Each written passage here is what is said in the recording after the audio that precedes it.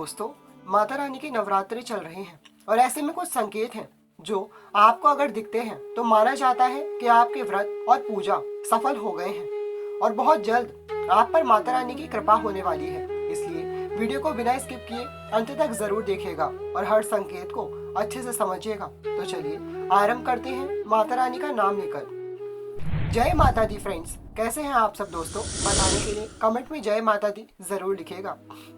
दोस्तों, माता रानी के नवरात्रि हैं और हम सभी अपने अपने तरीके से माँ को मनाने में लगे हुए हैं। कोई व्रत करके, कोई कलश स्थापना करके, कोई अखंड दीप जला के, तो कोई ज्वारे बोके।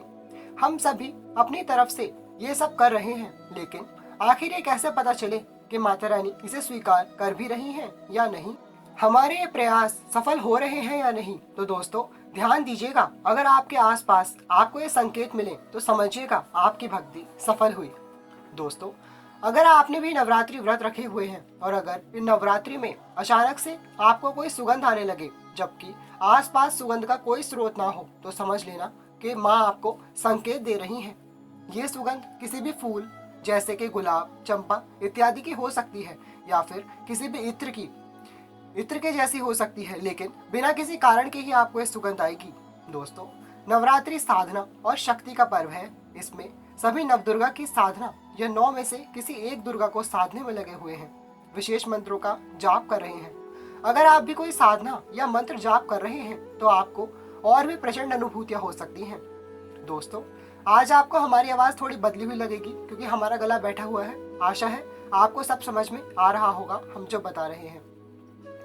इसके लिए हम आपसे क्षमा चाहेंगे।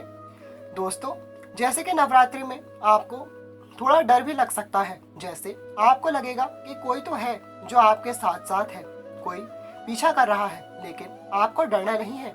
ये देवी की शक्तियां ही हैं जो अपने साधक के साथ रहती हैं। जाप करते हुए आपका मन भटक सकता है, फालतू के विचार आपके मन में आएंगे, आपको बहुत रुकावटें आ सकती हैं। कभी कभी आपको लगेगा बस अब और नहीं होता। आपको बहुत गुस्सा आ सकता है और आप बहुत चिड़चिड़े भी हो सकते हो। दोस्तों, आप सभी सोच रहे होंगे कि भला ये कैसे संकेत हैं? पहला संकेत तो बहुत ही सकारात्मक था, लेकिन ये तो बहुत बुरे संकेत हैं। लेकिन ऐसा नहीं है दोस्तों।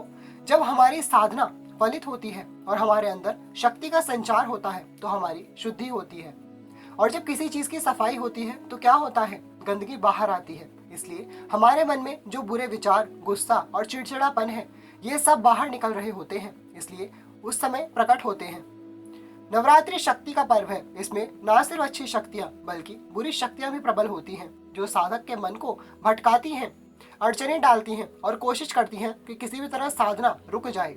इस दौरान आप पागलपन सा भी महसूस कर सकते हैं, लेकिन आपको डरना या रुकना बिल्कुल भी नहीं है।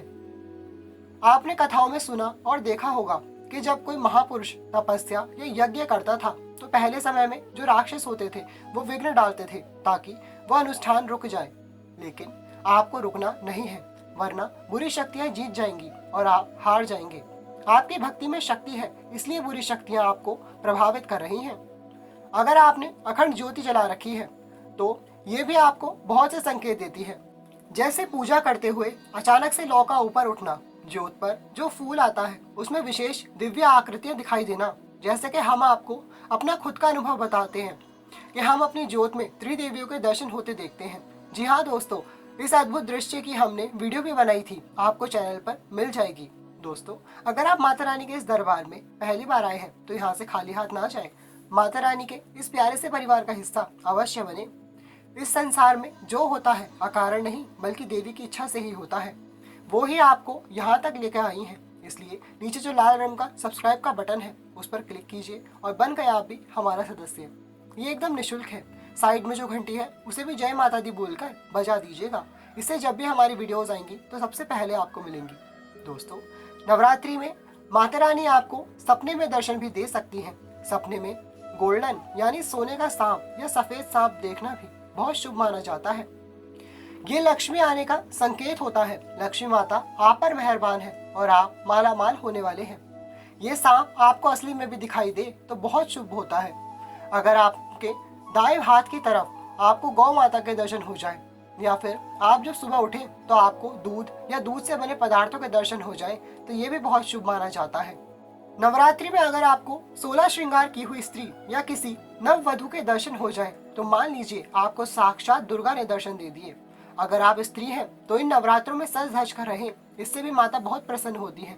माना जाता है कि श्रृंगार करने से पूजा और व्रत की शक्ति और भी बढ़ जाती है।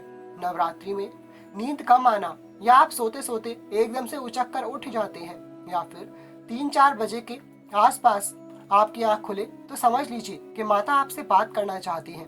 अगर आपको दोबारा से नींद ना आए तो वहीं बैठे बैठे माँ का ध्यान करें। अगर आपने ज्वारे बोए हैं और आपके ज्वारे बहुत ही अच्छे और हरे भरे उगे हैं तो ये भी संकेत है कि अब आपके बुरे दिन पूरे हुए और अच्छा समय आने वाला है। आपके व्रत सफल हुए और आपकी मनोकामना बहुत जल्द पूर्ण होने वाली है। अगर आपके हाथ में कोई कन्या सिक्का पकड़ा देती है तो इसे दुर्गा का आशीर्वाद समझकर हमेशा संभाल कर रखें। ये सिक्का ही आपको तरक्की दिलाएगा और धन के लिए चुंबक की काम करेगा। नवरात्रि में कन्या पूजन अवश्य करें। कन्या पूजन कैसे करना है और घर पर ही सरलता से दुर्गा विसर्जन कैसे करें, इन सभी के हमने डिटेल में वीडियोस बना रखे हैं। इन वीडियोस का लिंक आपको डिस्क्रिप्शन बॉक्स में भी मिल जाएगा, आप चाहें तो देख सकते हैं। उन वीडियोस में हमने ना सिर्फ बताया है बल्कि करके भी दिखाया है, इसलिए आप उन्हें जरूर देखना चाहेंगे। ये वीडियोस सभी से शेयर कीजिए ताकि सब लोग जान सकें। वीडियो को लाइक किए बिना मत जाइएगा और इन नवरात्रि चैनल को सब्सक्राइब करके माता रानी के परिवार का सदस्य जरूर बने। आपको इन नवरात्रि में कौन से संकेत मिले हमें कमेंट में लिखकर जरूर बताइएगा। हम इस नवरात्रि बहुत सी रोचक बातें बताने वाले हैं, तो जुड़े रहिएगा। अब मिलेंगे अगली वीडियो में, तब तक के लिए thank you all, love you all, जय माता दी।